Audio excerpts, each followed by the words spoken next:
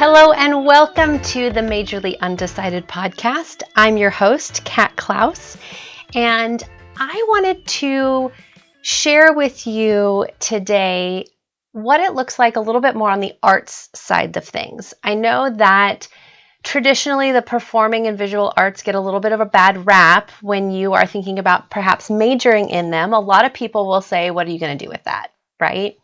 So today I wanted to interview someone in the art scene who is extremely successful.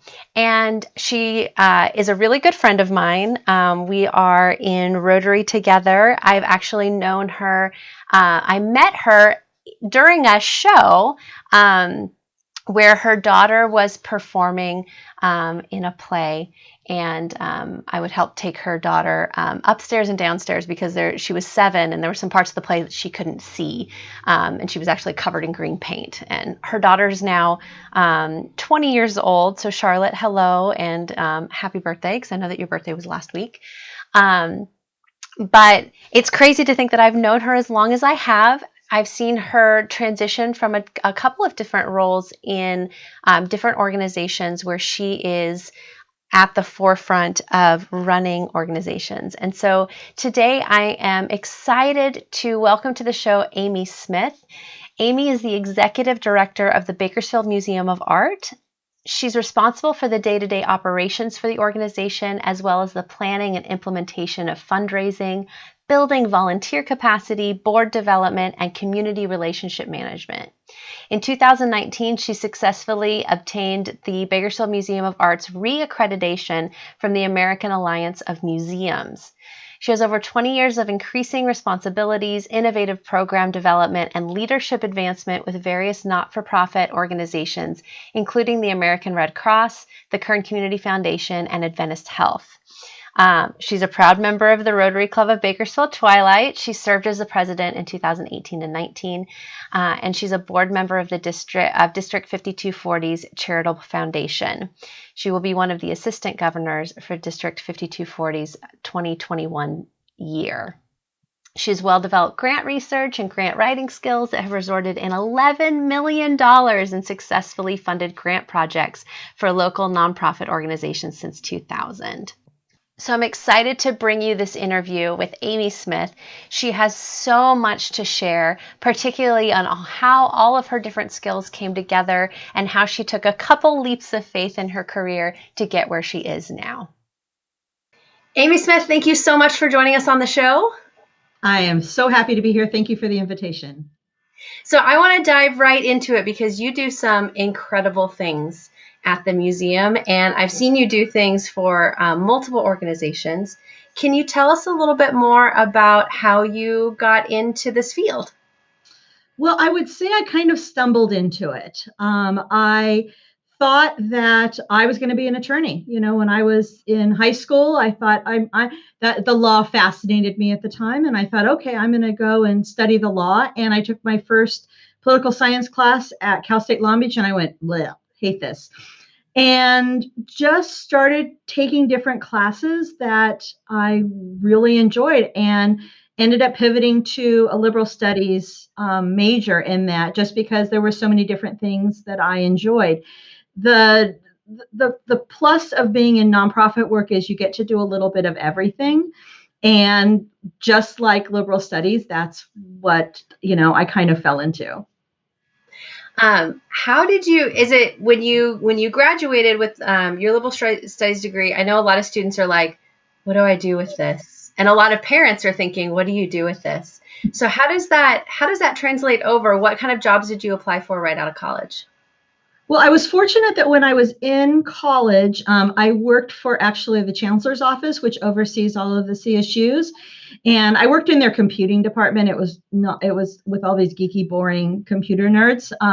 But I was just kind of, like an office manager kind of thing. But it led me to a connection in nonprofit work where I was able to apply for a position with a girls' club down in Orange County and start writing grants for them, actually.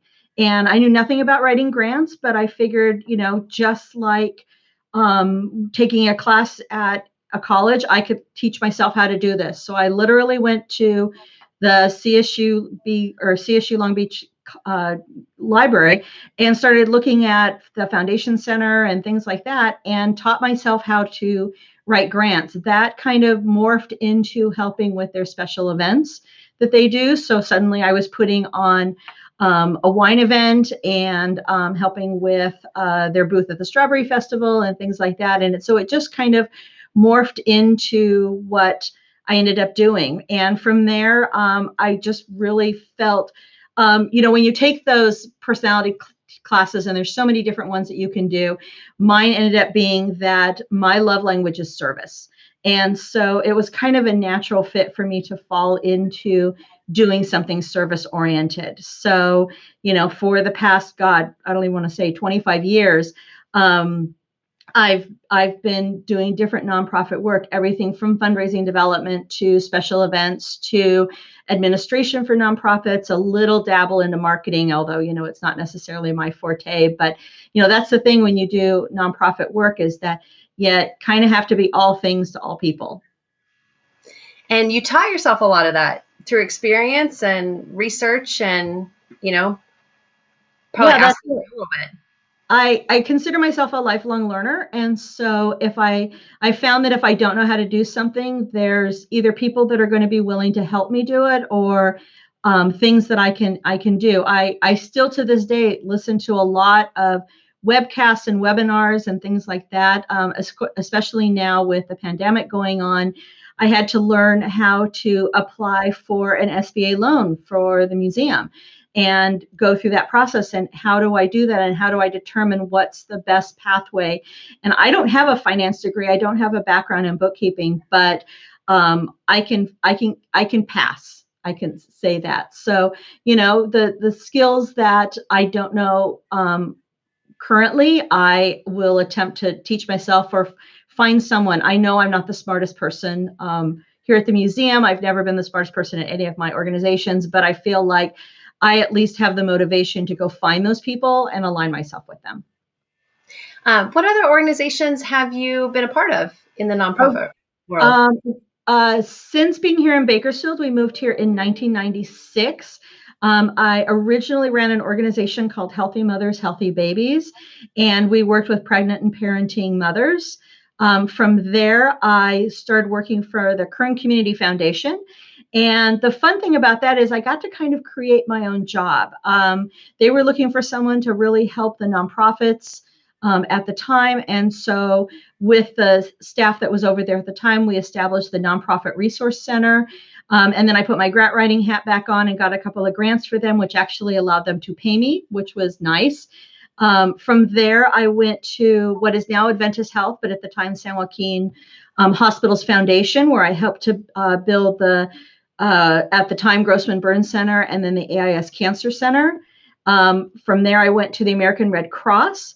And that job, which was supposed to be just the director of the Kern County chapter, ended up morphing into that I was the director of development for the entire Central Valley, which is 7 counties. So that was crazy. I loved the Red Cross, and I still truly, with all the organizations, I really believe in their missions, but that job was just too big for me at the time. And I had a high schooler and a college student and didn't want to spend that much time away from home. So when the position at the Bakersfield Museum of Art came up, I jumped at it. And I've always had a passion and a love for art. My husband has a degree in art. I do not, which is ironic because here I am running an art museum. But what I told the board of directors when I truly fought for this position is that you don't necessarily need someone who is an artist or a creative. Of course, you need someone who has a passion and a drive and a initiative to keep learning. But you need someone who can read a P&L, and you need someone who can build community trust and do those things. I have extremely creative people on my team here. Our creative is just an absolute genius. My director of marketing is great. They are really, really good at their jobs, and they're very creative, which allows me then to kind of run the business itself. That's amazing. Your love language really is service. It really is. It really is. And it's fun because, and I have to say, I think it's a passion of our family. My husband, is a director of a nonprofit here as well. And we've always told our children, you're never going to be rich in your pockets, but you're going to be rich in your hearts. And they both applied to colleges with thousands of hours of volunteer time just because it's just kind of built into our DNA is that we want to be of service to our community, and it's the way that we kind of express our love for our adopted hometown here. I think too that just in volunteering, what a lot of students don't realize is that you're giving back, but you're also developing skills you might not have been exposed to originally, or you wouldn't have developed. And then you're developing a network. You're amongst other people that maybe you wouldn't have had exposure to, where you can ask them about their careers or their jobs or what did they do or what's the best way to do this. And a lot of students don't realize that. They just think that community service is something that maybe is required for college or something I have to do for high school. But it's really a great opportunity to kind of dip your toe in and see, is this something I really like? Absolutely. And I think it's really important for students to remember to um, really take the initiative and to work with where they want to volunteer. We, on a regular basis at the museum, typically get lots and lots of students that are looking to put in their hours. And, the ones that really are shining stars are the ones that have some sort of passion for the arts. And like I said, you don't have to be an artist, but you have to be passionate about what we do here. We've got lots of little mundane things that can happen so that you can essentially check off that box and get your hours. But, if it's something that you're really interested in doing, we have our normally, not during pandemic time, we have our Saturday studio classes where we have kids here on a regular basis. We have adult art classes. We need help at our exhibition openings. There's lots of opportunities to get exposure to people that are in the art field in a whole bunch of different ways. And I might just mention that a really cool program we have here at the museum is called Artworks, and it's been around for about 15 years. It's a completely free program. It is a competitive application project process, but what we do is we invite students that want to pursue a passion or a career in the arts of some sort to apply. They do that usually in the fall. The program is usually every spring. Our poor artwork students this year are doing everything remotely.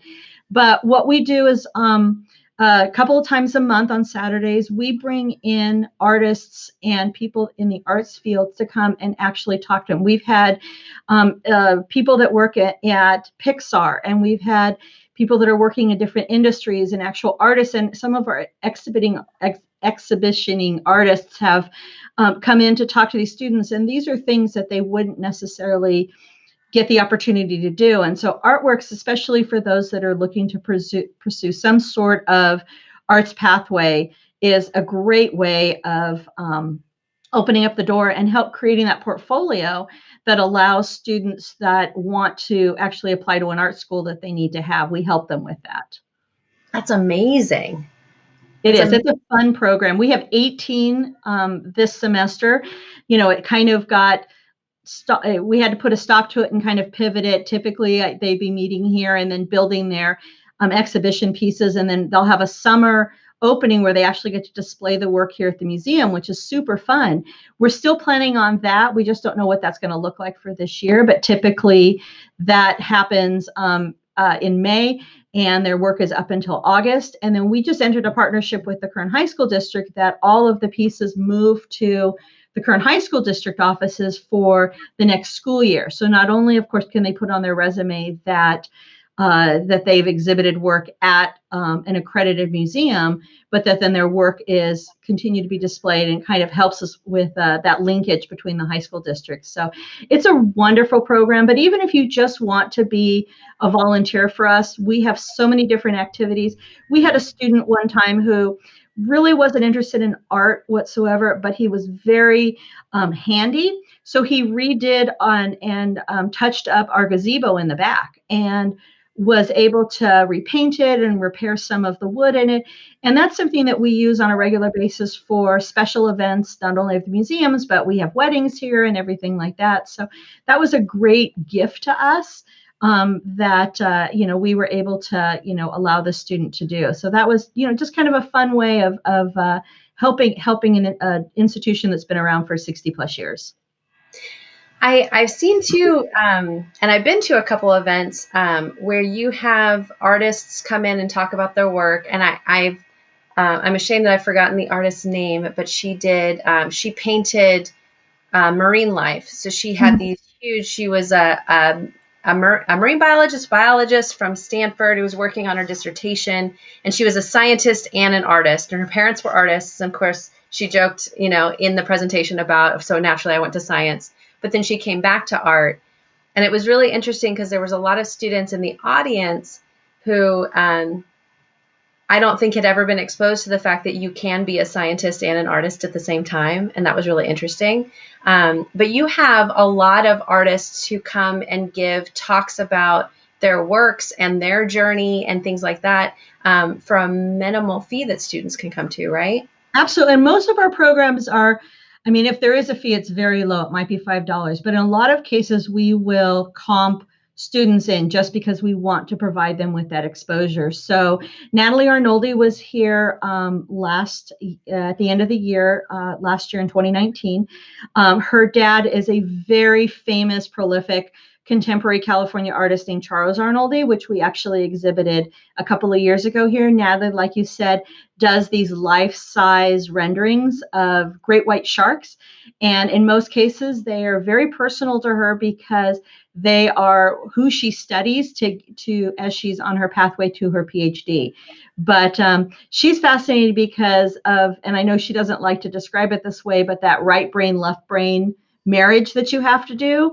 And so, I think especially in her case, she has two extremely creative people, but she has this passion for science that she wants to do. So this is the way she's able to balance it. But yeah, we have artists that it's part of typically of their contract, of course, if they're living, but that they come and they speak to our Bakersfield community. And it might be an evening showcase. It might be on a Saturday. There's all kinds of different timelines that we use.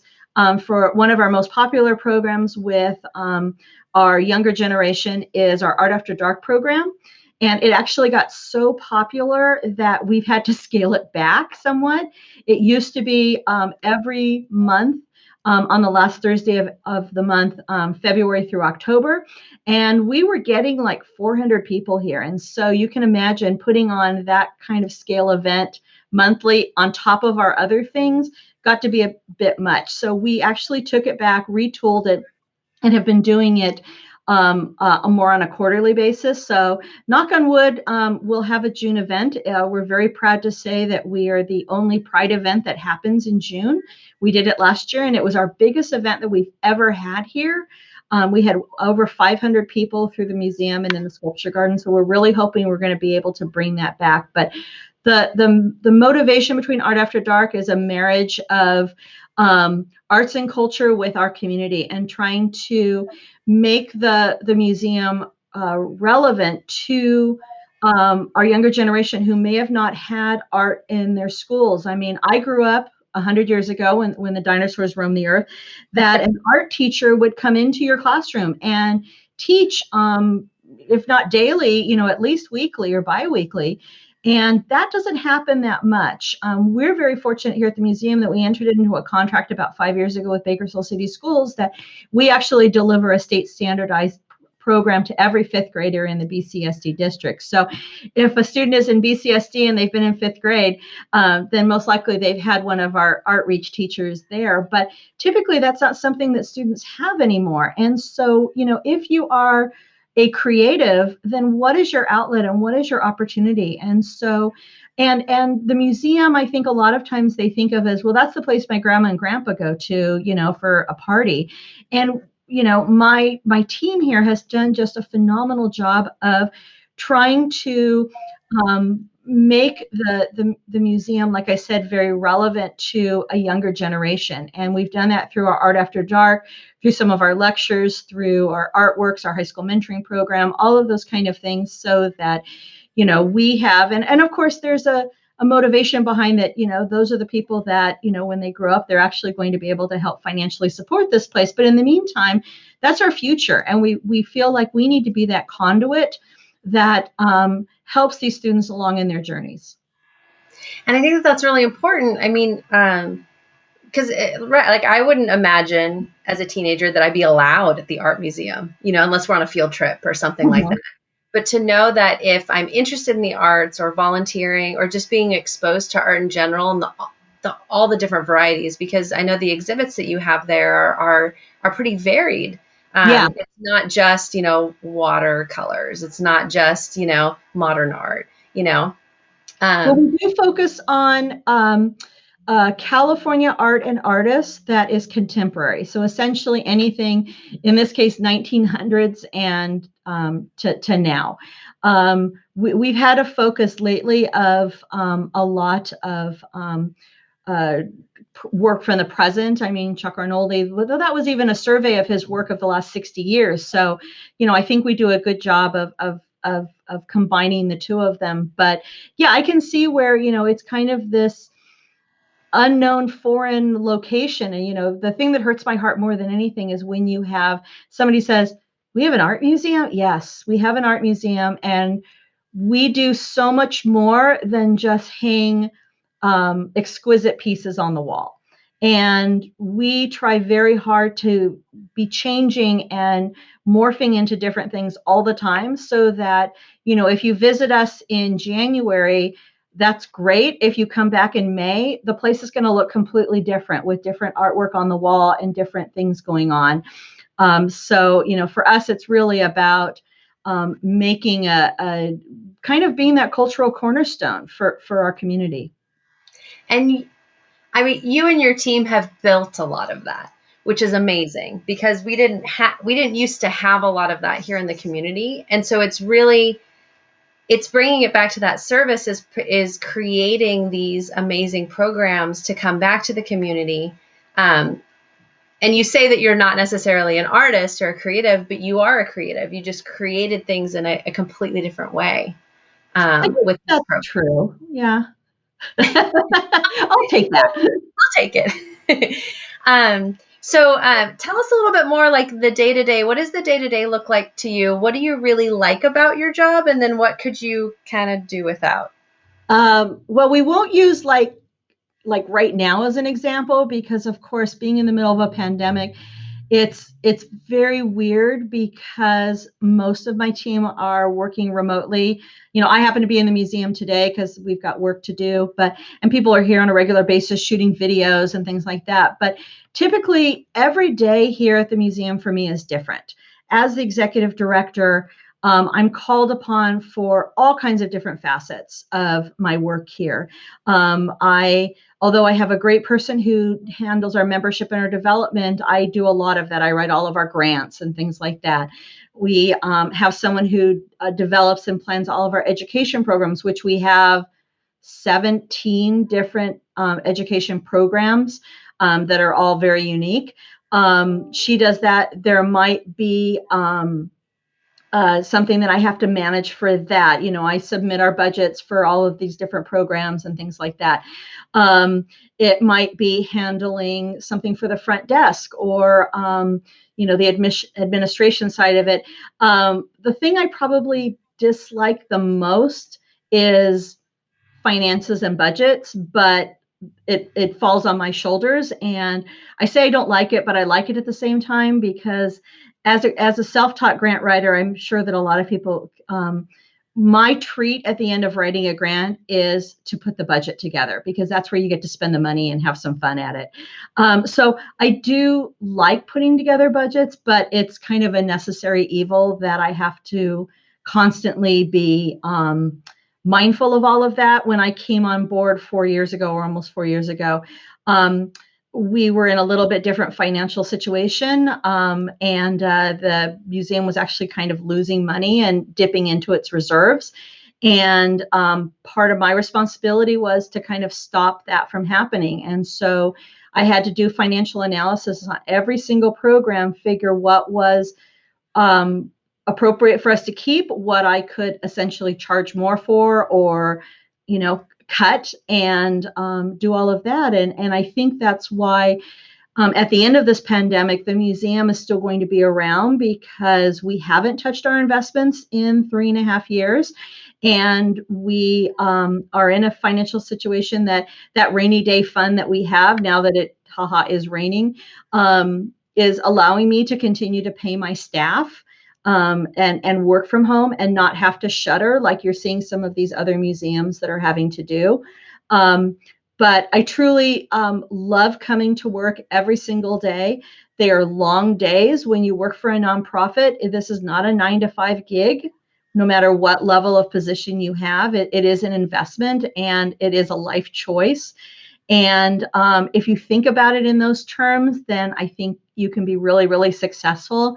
If you're just in it for the paycheck, it will come out at some point, and you'll realize that this is not for you, because a typical day for me is not an 8 hour a day. A typical day is somewhere between 10 and 12 with always on call, always available. I'm the second person on our security calls and all those kind of things. So every day is different every day, but every day here is a gift. And I love being able to provide and continue the work that's been around with this museum for 63 years. And I remember years and years ago when we first came to this community and started to kind of dip our toes into nonprofit work. And the executive director here at the time, I really liked a lot. And I thought, wow, he's got the most phenomenal job. I hope someday I get to have a job like his. And now I've got it. Now it's all mine. It's all mine. Yes. And that's it. I mean, as the director of a nonprofit, the buck stops with me. Yes, I have a board of directors. And yes, I work for, at this point, a group of 24 very dedicated community individuals. But really, it comes down to my decisions on these things. The staff work for me. I work at the pleasure of our board of directors. And I am, when it comes down to it, solely responsible to make sure for the success of this organization. So it's very entrepreneurial in a way too. It is, but it's continuing someone else's work, I think, a little bit. Yes, we're constantly creating programs and looking at different ways to promote visual arts in the community. And so I guess, in that case, we do a little bit of that, but it's also about bringing everything back to the mission of this organization. And whether that be here at the museum or at the case at the American Red Cross, where, one of the hardest things at the Red Cross was the fact that we had people who thought about giving to the Red Cross when there's a disaster. Oh, there's a flood, there's a fire. I should probably give to the Red Cross. But what do you do when there's not those things? And the Red Cross is U.S. constitutionally mandated to respond to disasters.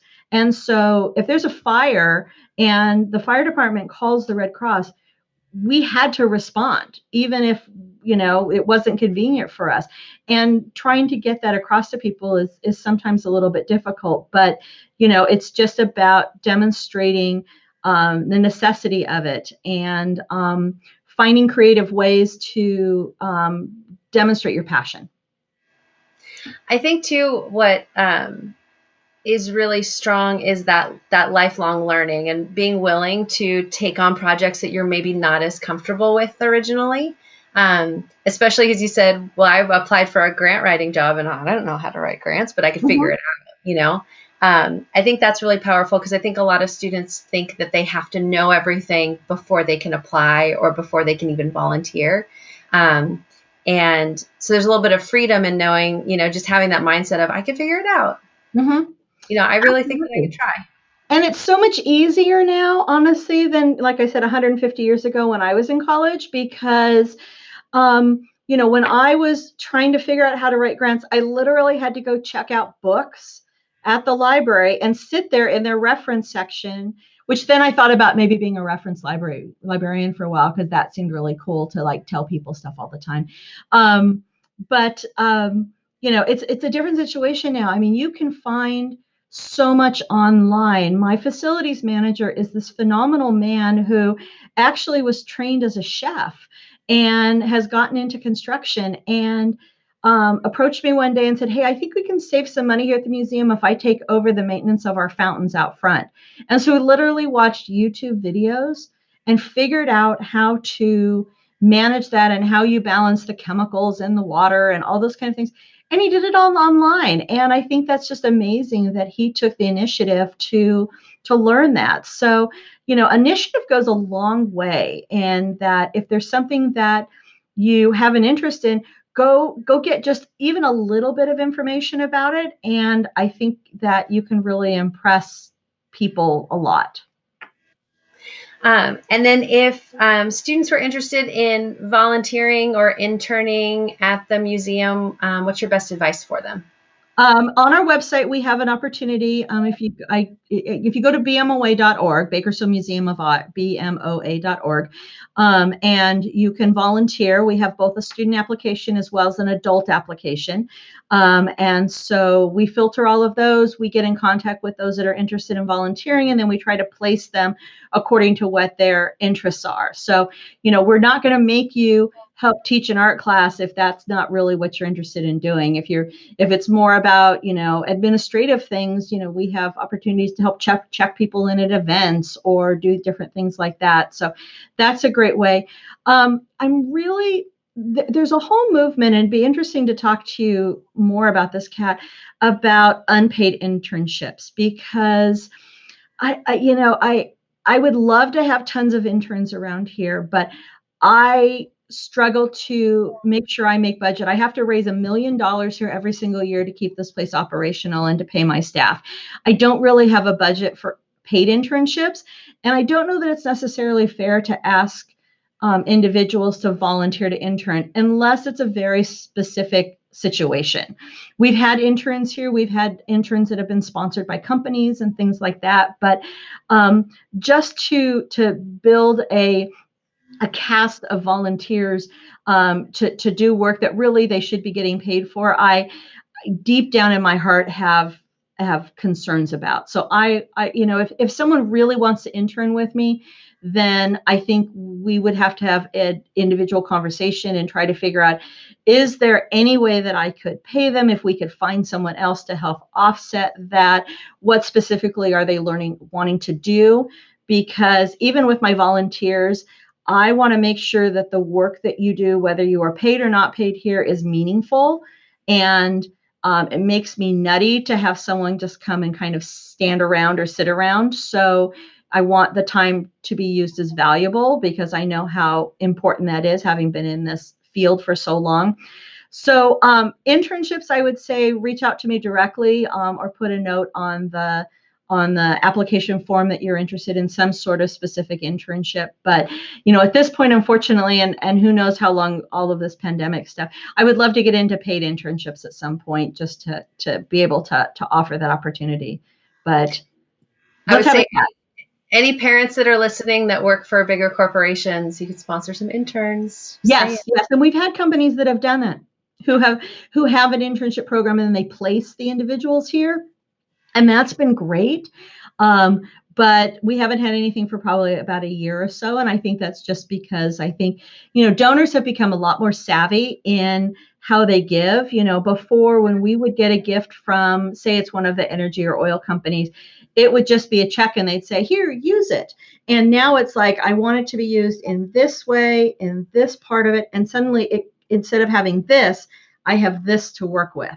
And it's have a lot of times, unfortunately, we're having to create programs that fit what they want to fund.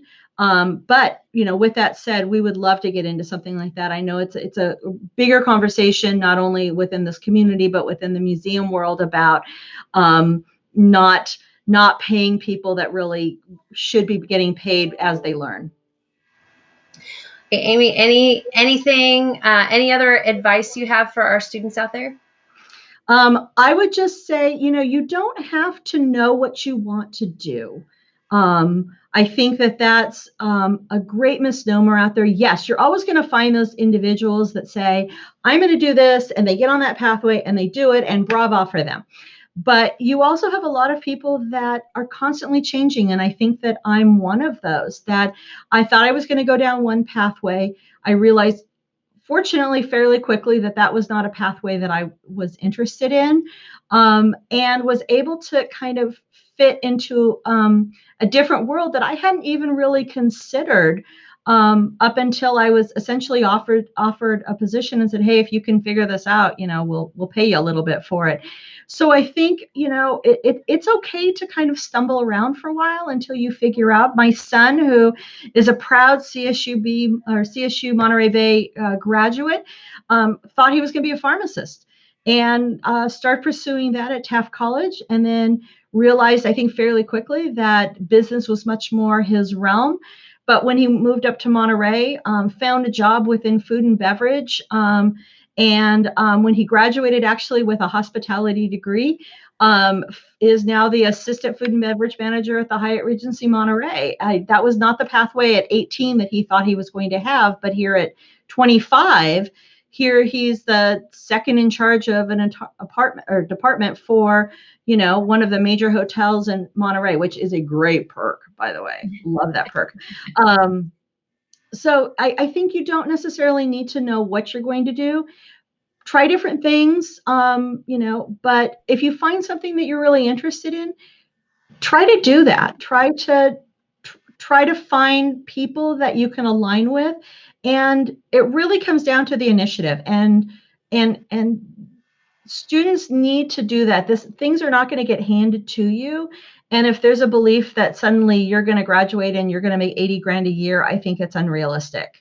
I think it's that you need to find something that you really want to do for the rest of your life. Because, once you graduate college, and even if you go on for, future education, you're going to be doing this for the rest of your life. So make sure it's something that you want to do. Mm-hmm. And you find that through, experience, trying things out and taking action. Absolutely. Absolutely. Amy, thank you so much. It's been great hearing about your story and all the great things and opportunities at the museum. And thank you for sharing with our students and parents. I am happy to do it. And if anyone's interested in supporting the museum, we would love your support, especially during this time of the pandemic. Thank you so much. Thank you. Have a great one. You too. Thank you again, Amy Smith, for joining us on the show and sharing your wisdom with our students.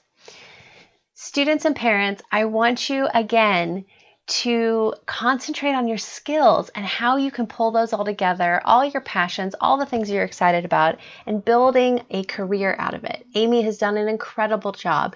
And as she said, took a couple leaps of faith in knowing that she could figure out what to do. In our show notes, we've linked a few of the BMOA's amazing programs. So if you are a local student, we highly encourage you to take advantage of them. If you're not local and you're listening from somewhere far away, I highly encourage you to go to the Art Museums page or maybe a local museum and look at the programs that they offer to students, because they have some incredible exhibits and lectures and programs that you could get involved in, that even if you aren't considering being an artist, you can take that knowledge and those skills and apply them to different areas. So get involved in your local community, get involved in your local museums. As always, you can find us on social media at Majorly Undecided or on our website, majorlyundecided.com. If you have a question that you'd like us to feature in an episode, please email us info@majorlyundecided.com. That's today's episode. Thank you again for joining us.